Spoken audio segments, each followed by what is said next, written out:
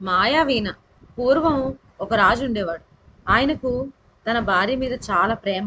ఎల్లప్పుడూ ఆమెను సంతోషపెట్టడానికి ప్రయత్నిస్తూ ఉండేవాడు. ఆ రాజు వీణ బాగా వాయించగలడు. అతని వీణ పాటలకు మోడులు చిగిరిచ్చేవి. నాగులు వచ్చి నాట్యం చేసేవి. అలాంటి అద్భుతమైన వీణ పాటతో ఆయన తన భార్యను ఎప్పుడూ సంతోషపెడుతూ ఉండేవాడు. ఒకనాడు రాణి చెలికత్తెలతో తోటలో ఆడుకుంటూ ఉండగా ఒక త్రాచుపాము ఆమెను కరిచింది. అప్పుడు ఆమె చెలికత్తెలను పిలిచి, పాము విషం నా శరీరంలోకి గబగబా ఎక్కిపోతున్నది. ఇక నేను బతకడం కష్టం. ఈ సంగతి నా భర్తతో చెప్పండి అని మరికొంచెం సేపటికి ప్రాణాలు విడిచింది.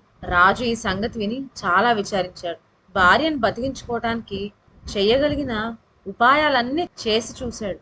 కానీ లాభం లేకపోయింది.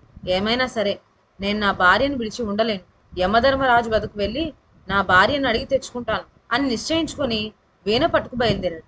3 తలలు, 3 నోళ్ళు, 6 కన్నులు గల ఒక భయంకరమైన కుక్క దారిలో అతనికి అడ్డు తగిలి మీద ఉరకబోయింది.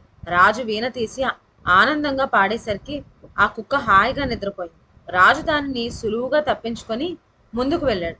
ఇంకా కొంచెం దూరంలో ఒక పెద్ద ద్వారము, దానికి పెద్ద తలుపులు కనపడ్డాయి. వాటికి తాళం వేసి ఉన్నాయి. మరి రాజు లోపలికి ఎలా వెళ్ళగలడు? ఆయన మళ్ళీ తన వీణ తీసి వాయించాడు. తాళం విడిపోయి తలుపులు తెరుచుకున్నాయి. ఆయన లోపలికి వెళ్ళాడు, కానీ యమదూతలు అడ్డగించారు. మళ్ళీ ఒకసారి వీణ వాయించేసరికి ఆ దూతలు పరవశులై పడిపోయారు. అప్పుడు రాజు సరాసరి యముని వద్దకు వెళ్ళగా, నువ్విక్కడికి ఎందుకు వచ్చావు, ఎలా రాగలిగావు అని కసిరాడు. రాజు మారు మాట్లాడక వీణ తీసి వాయించాడు.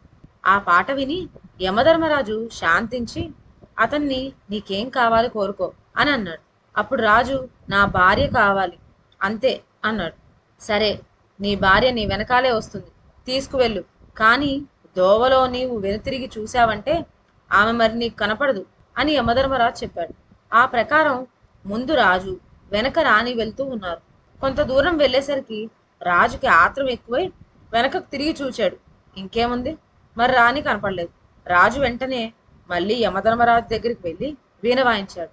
ఆయన రాజు పట్టుదలకు మెచ్చుకొని అతని భార్యను అతనికిచ్చి పంపాడు. చూశారా, పట్టుదలతో రాజు ఎటువంటి కష్టకార్యం సాధించాడు. ఇదండి ఇవాల్టి కథ. ఇక సెలవు. నా ఛానల్లోని కథలు మీకు నచ్చినట్లయితే నా ఛానల్ను లైక్ చేసి సబ్స్క్రైబ్ చేయండి. షేర్ చేయడం మర్చిపోవద్దు. కొత్త కథల నోటిఫికేషన్ కోసం బెల్ ఐకాన్ ప్రెస్ చేయండి. Thank you.